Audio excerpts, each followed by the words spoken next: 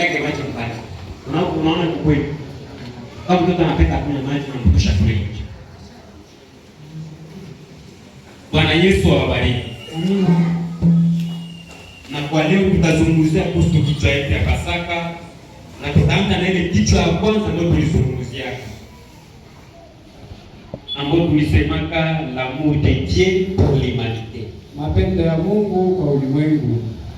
Mungu alipenda sana dunia akasema nitatoa mwana wangu wa pekee ili kila mmoja mwenye atakaoniamini asikufe lakini afanye nini? Apate uzima wa milele.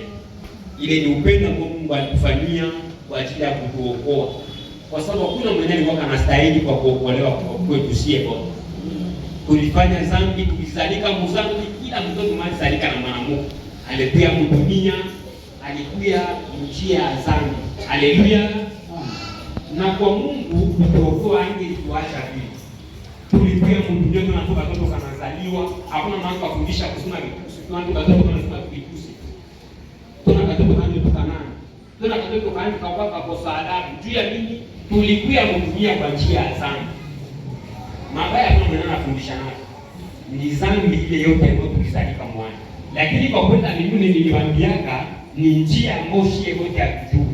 Na kwa kuingia kule njia napasha kuwa na mtu mmoja mwenye kuongoza kwa kwenda kule njia. Na ile njia mwenye kuongoza ni neno la nani? Ni neno la Bwana Yesu. Ndio tunapaswa kutia mbele yetu tuongoze mpaka mwisho mzuri. Haleluya. Ndio tulisomaka pale Mathayo pale kwa Yohana sura ya 3 mstari wa 16 hadi wa 17. Sema kati ya aimé le monde, kwa Mungu alivyopenda ulimwengu, et il a donné son fils unique, akatupatia mwana wake wa pekee, afin que quiconque croit en lui ne périsse point mais qu'il ait la vie éternelle. Ili kila yule atakayemwamini asipotee apate uzima wa milele. Jamais il ne vit n'a été vécu comme la sienne. Hakuna hata maisha ambayo alifaka kuishi sawa ya Yesu. Parce que à sa naissance il était Dieu. Kwa sababu kwa kuzalika kwake alikuwa Mungu. Dieu manifesté dans sa chair. Mungu mwenye alionekana ndani ya mwili wake. Il était Dieu manifesté dans la chair. Alikuwa Mungu alionekana ndani ya mwili. Il était l'expression de ce que Dieu le Père. Alikuwa onyesho ile yenye Mungu Baba iko. Haleluya. Bwana Yesu alikuwa onekanishwa kile kile Mungu Baba yake. Kuna vile mwenye Mungu Baba alikuwa roho, akasema kitu wenye niko roho, siwezi kuokoa dunia, lakini tajifanya kuwa mtu. Na ingia ndani ya mtu na nitashuka kudunia kufanya nini? Kuokoa dunia. Haleluya.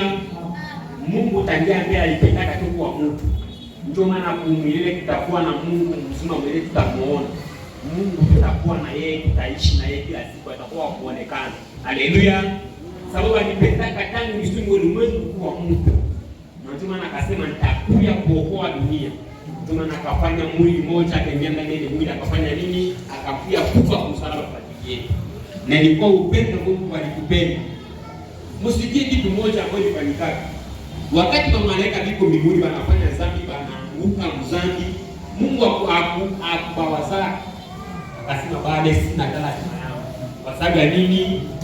Mungu akumbaka malaika kwa mfano wake. Lakini alimuumba wewe ndiye kwa mfano wake. Sasa tu Adamu ndio bananipaka mshamba lengine kuko kikaraka mbinguni. Akashuka akafanya nini? Akakuja kutafuta Adamu na Eva. Haleluya.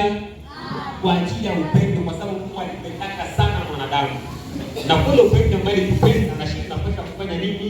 Na sisi tunapaswa kupenda na kuitoa neno yake tuitie mkazi kuipata. Haleluya.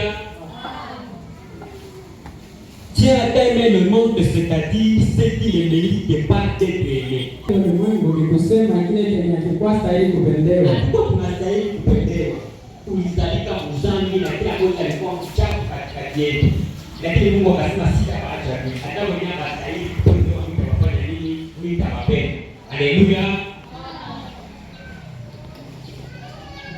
Il a donné son fils unique.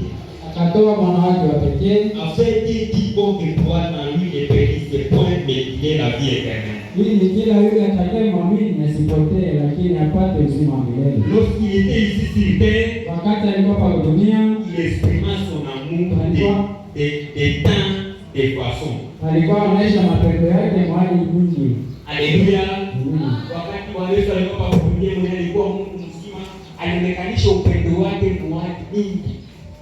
alikuwa anafanya kwa anaenda mjani kwa Bwana ulipoonyesha.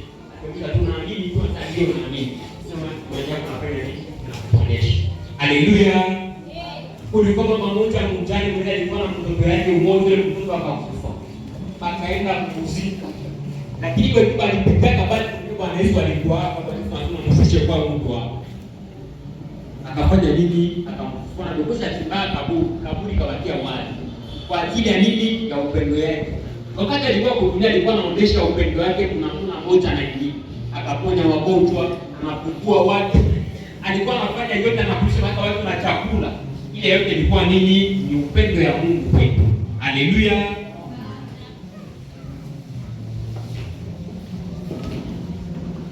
D'étant de façon différente, mahali mingi mbalimbali, il était indiscutablement la créature la plus aimable qui ait jamais vécu. Yenye ilikuwa bila ubishi, umbile moja yenye afaka kuishi hapa chini ya jua. Umbile moja ambaye afaka kuishi upendo kudunia. Hakuna mwesha kama upendo kuzania Bwana Yesu. Ndio alikuwa mtu mwenye alikuwa na upendo sana kudunia. Na ile upendo ulikuwa inamuonekanisha Mungu mzima mmoja alikuwa ndani yake. Haleluya. Amina.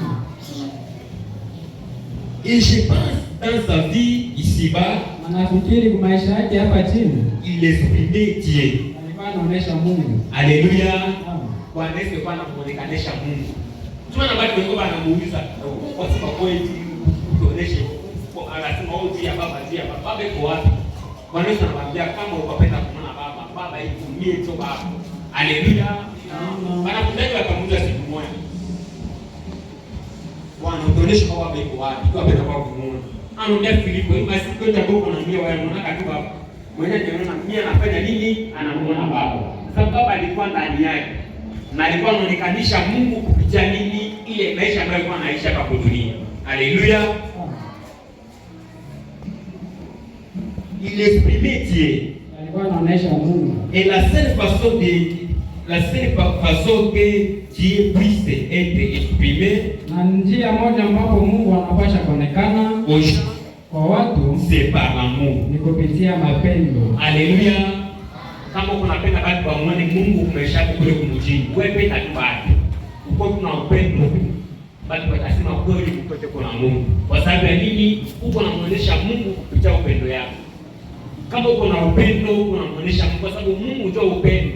Kama tunaona tukafurahi kitu na chuki hivi, hayakuwa na Mungu. Haleluya. Mungu ni upendo kwa sababu ya nini? Alipenda kwa aliacha utukufu yake, akakuja kufa kwa ajili yetu. Na napenda shie wote tukwende upendo kumuonekanishe basi yote. Tumuonekanishe kule kwa masomo kwa tunaenda, kule kukatie kwenye huko, basi yote ufanye nini? Kumuonekanishe Mungu kupitia upendo ambao utakuwa naye. Amina.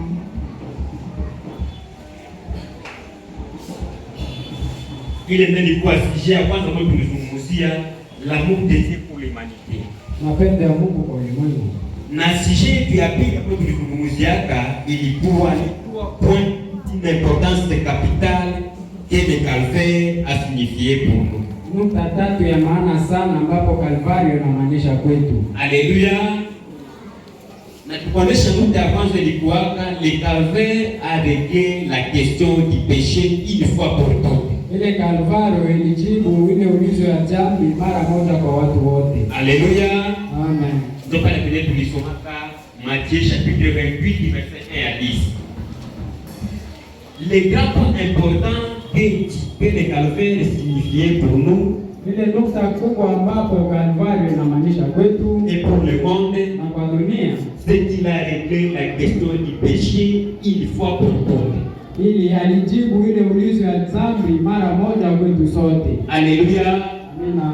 Kile kile pale kwa baba yote asimani pale basi yote asimani maana kile kwa kabuta. Ile siku kwa Kalvario Yesu akafanya nini? Akamaliza yote. Na Abraham alikuwa anatafuta njia, anatapata wapi ile mji mtakatifu ambao hakuna kifo kule mji, hakuna magonjwa, hakuna haja mateso moja. Alikuwa anatafuta ile mji. Alikuwa anaenda kudunia basi yote anaenda huko. Alikuwa anapata ile mji. Lakini kwa Yesu alipopia akafanya nini? Akarejea yote ilikuwa Mjibu mara moja kwa watu wote. Haleluya. Kama zambi upendo kwa Bwana Yesu. Ndio Bwana Yesu nikale mtoto kwa sababu ningali mtoto mwenyewe kuna akili nguvu, siheshimu wengine, unitoshe ndani yangu na unijaze.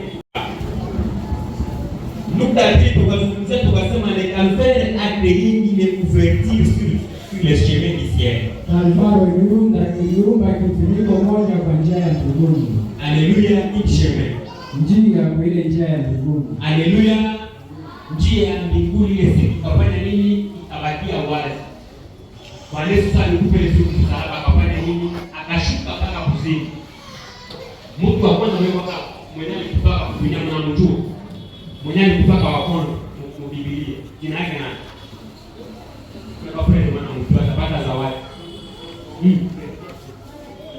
Bwana Yesu alikutoka wa kwanza kwa Biblia. Pele kule. Adamu hapa.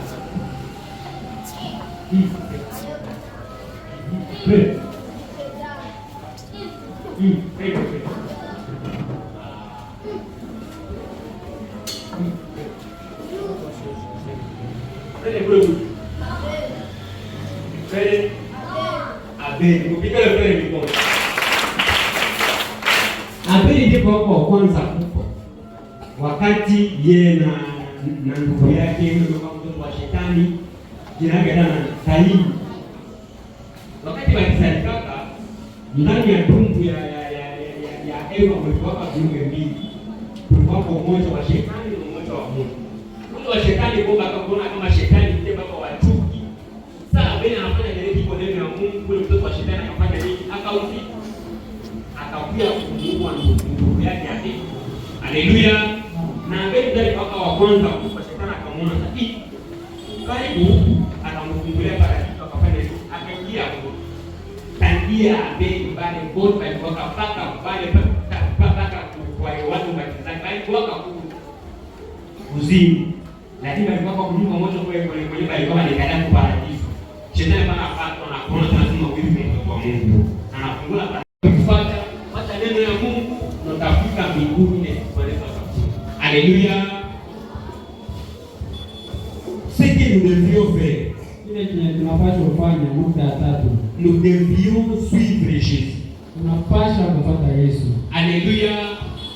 Kumfuata Yesu ni kufanya nini? Kusikia neno lake na kutia mkazo. Hiyo tunapaswa kufanya. Mtoto wote Mungu mwenyewe anakaa kanisa, mtoto wa ekodiwe kwa anapenda kwenda mbinguni. Sikia neno la Mungu, ndio neno la Mungu mkazo. Kama neno la Mungu ndio kwa mbele yako, usafari, iko mbele yako hivi. Kile ndio tunafanya na tulize hiki kile na tunafanya iko sawa na neno ya Mungu. Haleluya. Amina. Pale ndio unatia neno ya Mungu mbele. Lakini kama unasahau neno ya Mungu na tia nyuma au tendaka mbinguni. Napaswa kutia neno ya Mungu mbele kwa kila jambo ambalo utakaofanya. Nous devions suivre Jésus. Tunapaswa kufuata Yesu. Et celui qui suit Jésus, na yule mwenye kumfuata Yesu doit avoir l'amour. Anapaswa kuwa na mapendo. Haleluya. Amen. Mwenye kumfuata Yesu anapaswa kuwa na upendo. Pero kuna nguo njema unaona ndugu yako ipo anafanya kapitula mwana basu. Nasema ufreda unapatia nguo moja. Unaenda kununua na mwambia papa, uko freda mmoja mwenye mmoja iko na nguo ya kupasu. Na ikabla ile kapitula moja. Na mimi niko na manguo mingi hapa Yesu baraka kwa jeni. Wakati ile freda ile manguo moja. Bado uko na nini? Uko na upendo. Na ile upendo ndio itafanya nini? Ndio itakuingiza mbinguni kwa sababu Mungu yeye kwa upendo. Haleluya. Tunapaswa kuwa na upendo, najua kwamba ufrera ananichukiaka wewe endelee kuombea kila siku. Namwambia Mungu umshanishe ule ndugu yangu sipenda kule wa kuchukia. Kwa sababu tuje ile ndiaka mbinguni. Haleluya. Tunapaswa kuombea ndugu yako. Hata ule mwenye anaweza kukulia ule anakukemea hadi kusoma. Tunafanya nini? Tunamuombea. Bwana Yesu alisema kwa msalaba, bali Baba anataka akasema Baba ubasamehe. Kwa sababu habari yenyewe tunafanya. Haleluya. Na mateso Mungu anataka ile siku ilikuwa kama mateso ya maajabu. Kumtemea mate kwa haiko mtu mmoja kumtemea kama mate. Bali kundi. Bebe kana mate makamasa kumtemea kusoma. Kana mpika kumuongola mpaka na ngozi kumwili. Ile mateso yote akafanya nini? Akavumilia na akawapenda. Akasema wao basamehe kwa sababu bakie kile nilikuwa nafanya. Na sisi kama tunapenda kumfuata Bwana Yesu tunapaswa kufanya upendo ndani yetu. Ya kupenda kama mtu mwenyewe atakuwa na yeye anaweza kuliwa.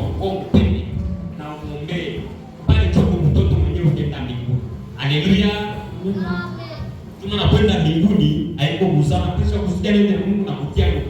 Kama tunapenda kwenda mbinguni, kupenda adui haiko busara. Iko busara mtu mwenyewe kuna dikaza, uko na mtumbu yako unapanda bahari. Unapenda kufanya nini? Kufanya nguvu yako yote ndio upande. Lakini kuteremka ina problem.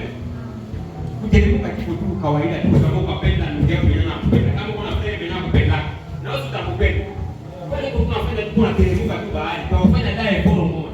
Lakini kwa wewe kupenda ule mwenyewe anakufudia, inafanya kufanya effort za mtu mmoja unapanda mtoni. Haleluya. Unapata kukafia nguvu kwa kupanda mtoni. Tunapata kufanya vile kwa ajili ya kupenda maadui zetu. Kupenda mtu mwenyewe na kuchukia haiko mzama. Unapaswa kumpenda ili uingie mbinguni na yeye aingie mbinguni siku moja kwa ajili yako. Sasa yeye ataona muonekanisha upendo. Yeye anakuchukia lakini wewe unampenda. Yeye atabadilisha mawazo siku moja asema hata huyu friend yuko mtoto wa Mungu na mimi nifanye nini nimfuate. Na pale Mungu anafanya nini? Anapata nyingine nafsi kupitia wewe na barikiwa. Haleluya. Kama tunapenda kwenda mbinguni siku moja, tupende maadui zetu. Pale tukiingia mbinguni na Mungu atatuachia njia ya mbinguni wazi. Celui qui suit Jésus, yule mwenye kumfuata Yesu, ne regarde pas en arrière. Angaliaje nyuma. À ce que nous étions. Kile kile tulikuwa. Kuko mapere mengi hapa kwenye banaangalia hapo kanisa. Na ikwaka na banaangalia inaendelea kuiba tu. Kama unamwamini Bwana Yesu, shangalia kile kilikuwa zamani. Sababisha kwamba Bwana Yesu niache ile tabia yote ya zamani niache.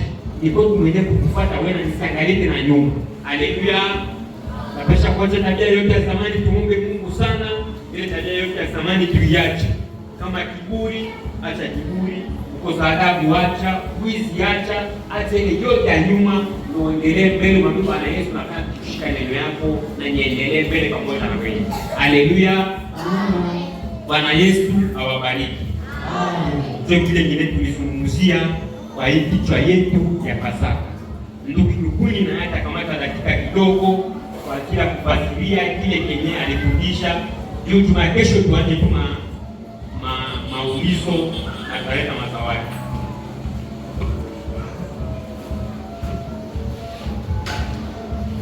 Haleluya. Mungu awabariki sana. Amen. Tuko tunarudia kitu yetu yenye tulijifunza yenye ilikuwa la resurrection de Jésus Christ. Ufufuko wa Bwana Yesu. Na tukasoma katika kitabu ya Yohana sura 12 sura ya kwanza hadi ya 10. Amen. Na maile usome yenye tulisoma pale Biblia inatuonesha tulikuwa na sehemu mbili. Sehemu ya kwanza kaburi ilibakia wazi. Amen. Ni ile siku ambapo Maria Magdalena alienda kuangalia kaburi, akakuta jiwe linafunguliwa. Na wakati ile jiwe lilifunguliwa, akakuta Yesu haiko tena kaburini. Amen. Na nyuma yake Petro na Yohana wakakuja kaburini, wakakuta nao vile vile hakuna tena mtu ndani ya kaburi. Na sehemu yetu ya pili ilikuwa Yesu anamuonekania Maria. Wakati Yohana na Petro alirudia kumgini, na Yesu akamchomokea Maria na kumwambia usiogope, mimi sikufa. Mjikumbushe kwa ile masemi ambapo niliwaambia wakati nilikuwa nanyi. Amen. Ya kwamba mwana wa watu atakufa na kisha siku 3 akafufuka. Amen. Ndio pale tena tukasema juu ya Pasaka, Biblia ikatuambia la Pâque est un triomphe. Pasaka inakuwa ushindi, la victoire, ushindi que Dieu donne sur la terre, ambao Mungu alitupatia kudunia. Ile maana ya Pasaka ilikuwa ni ushindi. Amen. Ile siku ambapo Yesu alikufa msalaba ilikuwa ni siku ambapo sisi sote tulisamehewa madhambi yetu. Amen. Na magonjwa yetu na madhambi yetu yote ilikuwa inajibiwa pale Kalvario. Amen. Haleluya. Amen. qu'il a ressuscité son propre fils, alifufua mwana wake wa pekee d'entre les morts, kutoka wafu, afin quiconque lui croit en lui ne périsse point, mais qu'il ait la vie éternelle. Ili kila mmoja Bwana anayemwamini asikufe akufe na apate uzima wa milele. Ndio vile jina mwalimu anatoka kutuambia hapa, ile mapendo ya Mungu kwa ulimwengu. Amen. Mapendo ya Mungu kwa ulimwengu ilikuwa tu ni kumtuma Bwana Yesu Kristo hapa kwa dunia ili kila yule ambapo atakayemwamini asipotee lakini apate uzima wa milele. Na ile ujio wa Yesu hapa chini ya jua ilikuwa tu ni kutuonesha mapendo ya Mungu, kwa sababu Yesu yeye mwenyewe alikuwa kwanza Mungu. Kisha pale tukasoma katika kitabu ya nabii La Preuve de sa Resurrection, thibitisho ya ufufuko wake. Tukasoma paragrafu 171, tukasoma kifungu yake 71. Nabii akatuambia akasema, il est ressuscité des morts. Na nabii pale akatuambia anafufuka toka wafu. Il est le même hier, aujourd'hui et éternellement. Anakuwa yule jana, leo, hata milele. Kama Yesu akubakia ndani ya kaburi, yule Yesu iko leo, jana na hata milele. Amen. Na kama iko hata milele, anaweza kubadilisha maisha yako, na kama iko milele, anaweza kukuponya pia na magonjwa. Haleluya. Jésus-Christ est ressuscité des morts. Yesu Kristo alifufuka toka wafu. Il est vivant. Iko mzima. J'en suis très heureux. Anasema niko na furaha sana. Na mimi pia niko mwenye kuwa na furaha sana, kwa sababu Yesu akubakia ndani ya kaburi. Amen. Ile kufufuka ya Yesu ilinipatia ingine maisha. Ile kufufuka ya Yesu ikanipatia uponyaji. Haleluya. Amen. Eti kwa mwingine mwenye alifurahia ufufuko wa Yesu pale. Amen. Mungu awabariki sana. Nabii akaendelea akatuambia, mon cœur trahissait de joie d'une façon inexprimable. Nabii Branham akasema moyo wangu ina furaha sana, namna moja ambayo siwezi kufasiria. Car nous n'avons pas fait de suppositions là-dessus. Kwa sababu hatuna ya kulabudisha bali. C'est la vérité. Ni kweli. Pale ndipo nabii akasema iko kweli, Yesu amefufuka toka wafu. Hata na mimi pia nikasema hatuna ya kupika wala ya kulabudisha juu ya ile kitu. Haleluya. Ndio tena pale tukasema Branham alikuwa na thibitisho ya ufufuko wa Yesu, na akatambia ile siku ambapo Yesu alikufa Kalvario, akushiaka tu pale kumsalaba. Alishukaka mpaka kuzimu kwenda kumnyang'anya shetani funguo na kutoka na watakatifu wote ambapo alifungwa katika Gehenna. Haleluya. Amen. Car maintenant nous sommes rachetés par lui. Kwa sababu sasa tunakombolewa na yeye. Et nous sommes ressuscités avec lui. Na tunafufuka pamoja naye. Sisi zote maisha yetu yote, wakati Yesu alikufa pale Kalvario, wakati alikuwa amefufuka, alifufuka na maisha yetu yote. Alifufuka na uponyaji, akafufuka na mibaraka, akafufuka na kila kitu ambapo ndugu na dada anaweza kuwa nayo rasmi na kwa asubuhi ya leo. Amen. Et nous sommes maintenant, na tuko sasa, pas nous serons, hapana tutakuwa assis dans les lieux célestes avec lui. Tuko tunakaa mahali patakatifu pamoja na yeye. Kama Yesu alifufuka akapanda kwenda mbinguni, na sisi pia tuko pale kwenye Yesu, iko kwenye mkono wa kuume wa Mungu Baba. Kwa sababu Yesu wakati alipokufa na kurejea mbinguni akasema, nimeenda kuwatarishia ninyi makao, ili pale ambapo mimi nitakuwa nanyi pia mkae hapo hapo. Ndio maana hapa Branham anatuambia kwamba Yesu mimi nami nilifufuka na Yesu, na ule Yesu yuko kwenye mkono wa kuume wa Mungu Baba. Quand nous avons cet esprit en nous, ila kama tuko na ile roho ndani mwetu, le certificat incontestable, ile inakuwa cheti ambayo aina ya kudisha. Cela montre que tous les doutes ont été effacés. Ile inamaanisha kwamba ile mashaka yote ilizimiwa. Wakati Yesu alikufa pale msalabani, ile mashaka yote ambapo tulikuwa nayo ya madhambi ilizimiwa. Ile mashaka yote ya magonjwa tulikuwa nayo ilizimiwa. Inabidi tu kwako wewe ndugu na dada kumwamini na kuamini kwa ufufuko wake. Haleluya. Kwa nini? Kristo vit. Yesu anaishi. Pas je vis. Haiko kwamba nitaishi. Pas moi. Haiko mimi. Hapa nabii anatuambia ule Kristo ndio mwenye iko anaishi. Na anakanusha hapa anasema haiko mimi ndio mwenye niko naishi. Lakini ule Kristo ndio mwenye anaishi ndani mwangu. Haleluya. Christ vit en moi. Kristo anaishi ndani mwangu. Ce n'est pas vous qui vivez, Haiko wewe ndio unaishi, mais Christ qui vit en vous. lakini Kristo ndiye anaishi ndani mwako. Wakati Yesu Kristo alifufuka, haiko tena wewe ndio unaishi, lakini ni Kristo ndio anaishi ndani mwako. Na inabidi kuheshimisha ile masemi yote ya Kristo ambapo alisema, parce que sa parole vivante vit en vous. Kwa sababu neno yake uzima iko naishi ndani mwako. Ce qui montre que tous les camps de vos idées méthodistes, ile ambayo inamaanisha kwamba ile mania yote ya mawazo yenu ya kimetodisti, baptiste, ya kibatisti, pentecôtiste, ya kipentekostiste et tous les restes ont été entièrement effacés. Na ile mabaki yote ilifanya nini? Ilizimiwa. Wakati tu Yesu alikufa pale kwa msalaba, ile yote mashaka tulikuwa nayo ya kule kukiporo ilizimiwa ile siku ambapo alifufuka. Haleluya. Amen.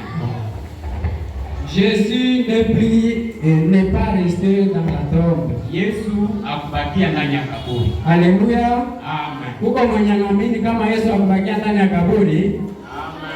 Amen. Il est ressuscité. Yeye alifufuka. Il est vivant. Iko mzima. Na kama ule Yesu alifufuka, inabidi tumwone ile maisha ya Yesu ndani mwako. Ndio itatupatia hakikisho kwamba ule Yesu alifufuka toka wafu, akubakia ndani ya kaburi. Tukimwona ndugu au dada iko anaishi neno la Mungu, pale ndio tutasema ya kwamba ule Yesu kweli kweli hakukufa. Lakini tukiona maisha ya dada iko ni ya kiburi, maisha ya dada iko ya mbaya sana, pale tutasema Yesu alikufa ndani mwake lakini hakufufuka. Juu Yesu akifufuka ndani mwako atabadilisha maisha yako na utakuwa kiumbe kipya. Haleluya. Amen. Et pour moi, na kwangu, quelle assurance si Jésus n'est pas resté dans la mort. Na kuna thibitisho kama Yesu akubakia kule mwafu. Moi non plus. Na mimi pia vile vile sitabakia hapo. Kama Yesu akubakia ndani ya kaburi, na mimi pia siwezi kubakia ndani ya kaburi. Ninaanza asubuhi ya leo, kama ule Yesu ile siku akubakia ndani ya kaburi, umwambie Mungu, na mimi tena sipende kubakia ndani ya kaburi. Napenda nifufuke pamoja na Yesu na maisha yangu vile vile ipate kubadilika. Amina. Amen. Si je suis à lui, kama niko ndani mwake, je vivrai avec lui. Nitaishi pamoja naye. Haleluya. Amen. Kama niko ndani ya Yesu na kama ule Yesu anaishi, nami niko ndani mwake na nitaishi pia vile vile. Kwa sababu alituambia kama ukimwamini tu Bwana Yesu Kristo hautakufa kamwe. Amen. Et même maintenant, na hata sasa je possède sa vie. Na niko na ile uzima wake. Qui peut porter du fruit. Ambayo inaweza kuzaa matunda. Kama ndugu au dada iko na maisha ya Yesu pale kwenye iko, tunapasha kuona matunda ya Yesu ndani mwake. Amen. Tukiona ndugu kiburi kinapita, dada vile vile kiburi kinapita, pale tutasema huyo ndugu hakumpokea Yesu kamwe. Lakini yule mwenye alikufa na kufufuka na Yesu, maisha yake tu inapasha kubadilika. Na sisi sote asubuhi ya leo inabidi tumwombe Mungu wetu kusudi ile maisha yetu ipate kubadilika na tupate uzima wa milele pamoja naye. Haleluya. Amen. Ndio kenye tulisemea kwa hii kichwa yetu ya mahubiri.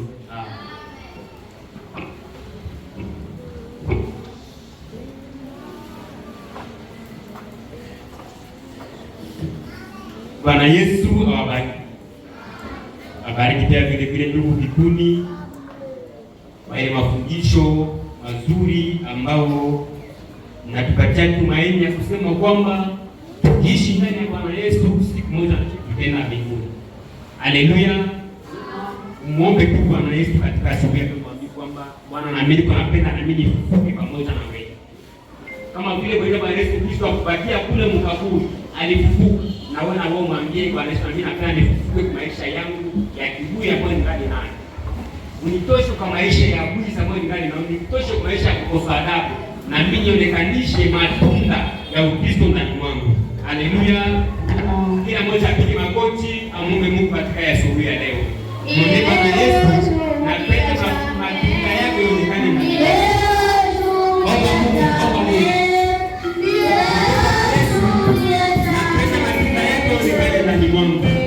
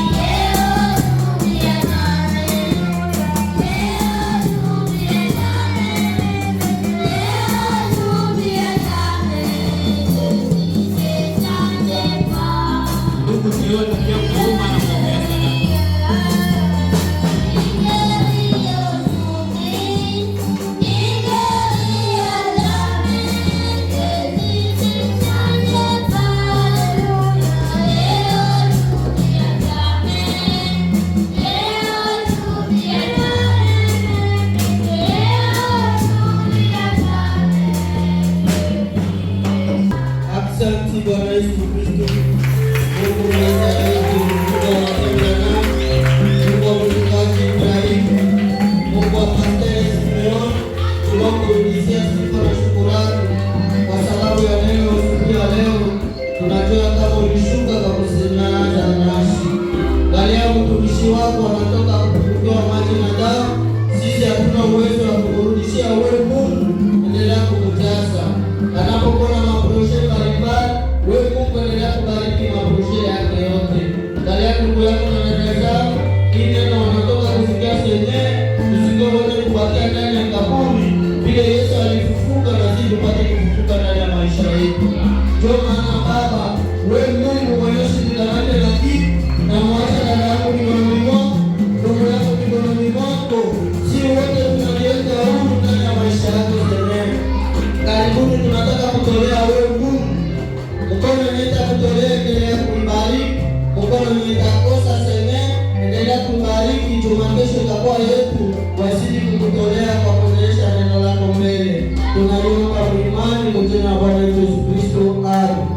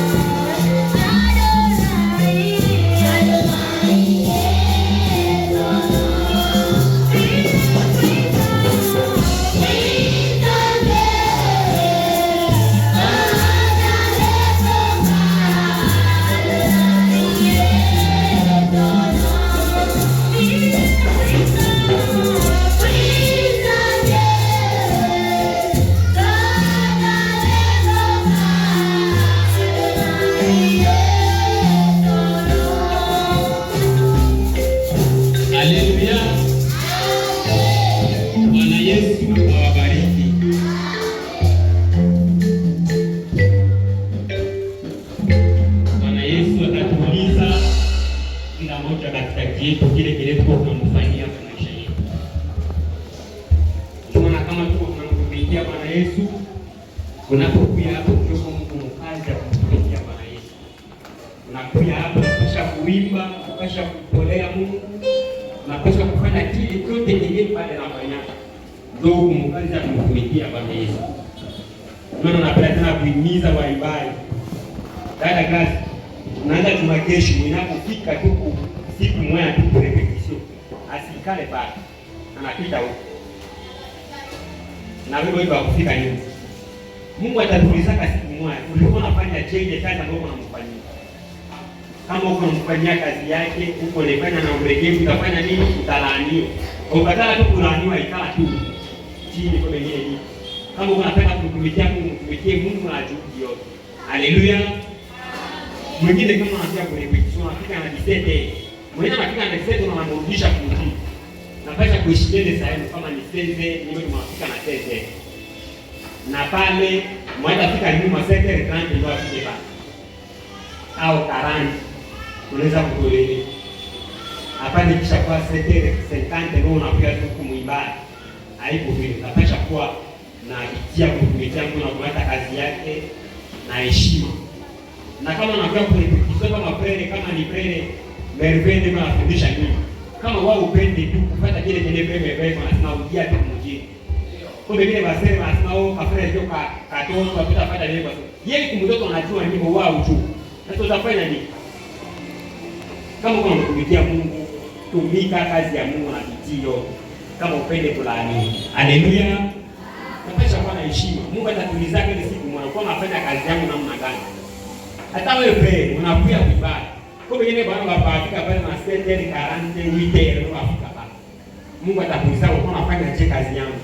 Haleluya. Kisha kumtumikia Mungu na bidii yote. Uko mtoto unaamka usiku yote kuja kuibada.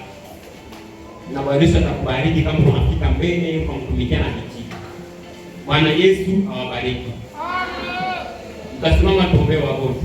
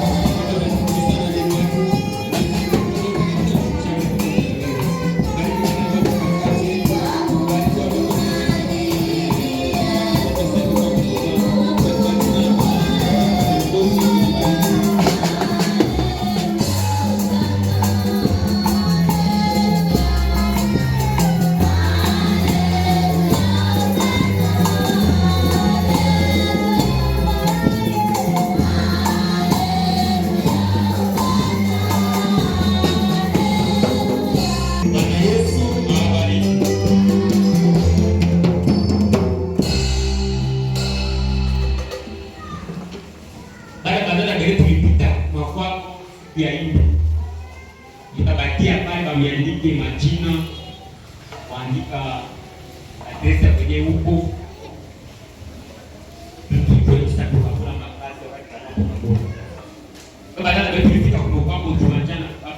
wanyoshe kwa mkono. Wewe fika kwako. Hapana pale fika kwa wewe pale. Wewe mwingine kwa mwingine pale. Chuma jana ni kwa siku ya 4 kama tulifika kwenu siku ya 4. Ndio kusaidia hata kakasi kule wanyika wapenda au wazee hapa kingine makao. Sasa wewe tulifika kwako chuma jana ya ide hapa. Ndooshe mikono ni. Wao ndio mikono. Wewe ni wapenda baba. Na wewe wengine kwa dada bali. Wewe basere ndooshe mikono. Na bandu yako. Wewe tu bado mikono. Wewe ndio unaona.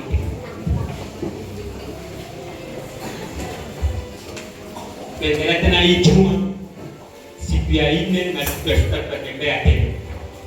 Siku ya sita tukutembea kwa sababu kulikuwa presentation, ilikuwa nguvu. Wandugu walikuwa walialikwa kule, ilikuwa nguvu kutembea. Lakini siku ya sita tena na ya ile tutaanza tena, tutatembea tena. Na tukumekubali. Tangia seze ikifika kwenu tunaomba na tunapita.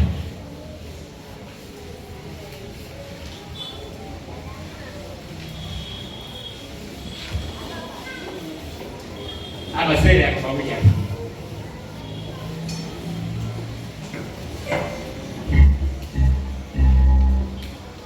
Ile ni baba kweli tu.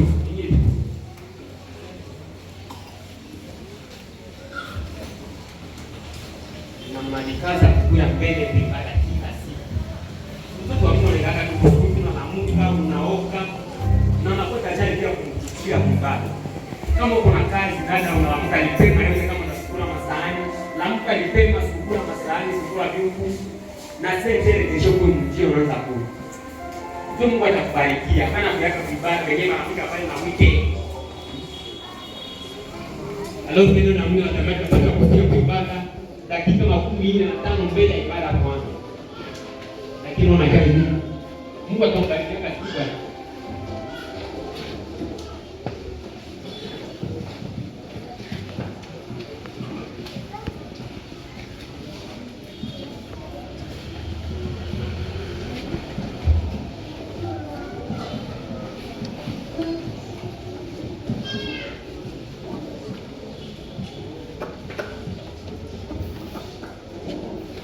muka polisi aja, kamu nak urusan dengan kaya. Baik, yang polisi aja.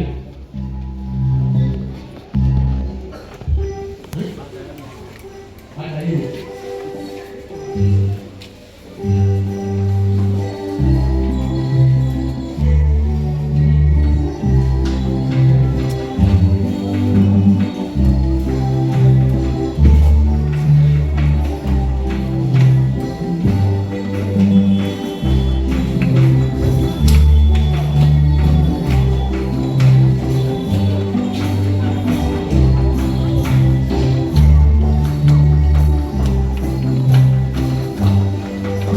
Yesu awabariki.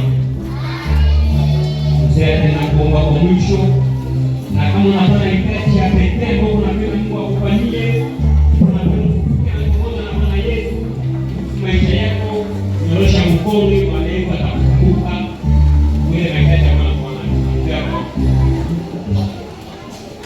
Bwana wetu Yesu Kristo, tunakushukuru kwa kuwa ulikuwa nasi mwanzo wa ibada anakuishi. Tunasikia neno lako Bwana.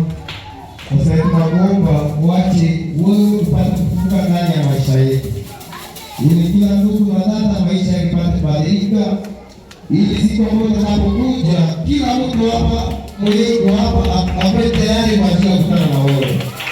Yote pango shetani ya kurudisha wana viwango nyuma na ilaana kafungia kazi mwezi wa jina la Yesu Kristo. Kila mtu anaonesha anainua mikono yake, iko mahitaji Bwana. Tunakuomba wewe Mungu, Yehova Jire na Yehova Rafa, utibie kila hitaji mwezi wa jina la Yesu Kristo. Wewe wagonjwa wapate kupona kwa jina la Yesu Kristo. Wewe mashida wapate majibu kwa jina la Yesu Kristo. Tunaamini kwamba unasifanya kwa kuwa tunaogopa kwa imani kwa jina la Yesu Kristo. Bwana, inakuwa wakati wetu wa kwenda nyumbani. Kinga kila mmoja afike katika nyumba bila tatizo, mjina la Yesu Kristo. Amina.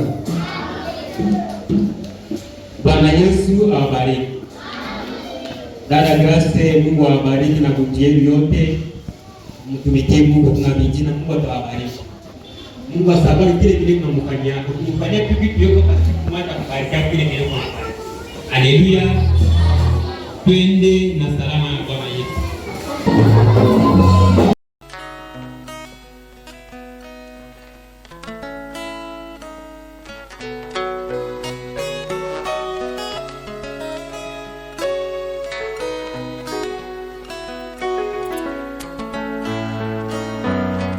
Je chante ma vraie famille.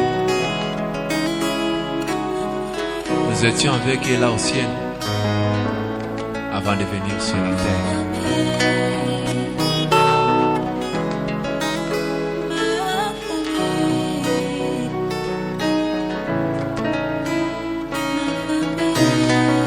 Je suis né dans une famille appelée famille biologique,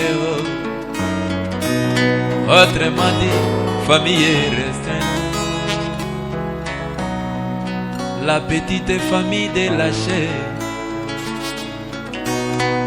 Une chose qui est certaine, cette famille n'est pas partout. Elle est commerciale, elle est restreinte dans un périmètre limité.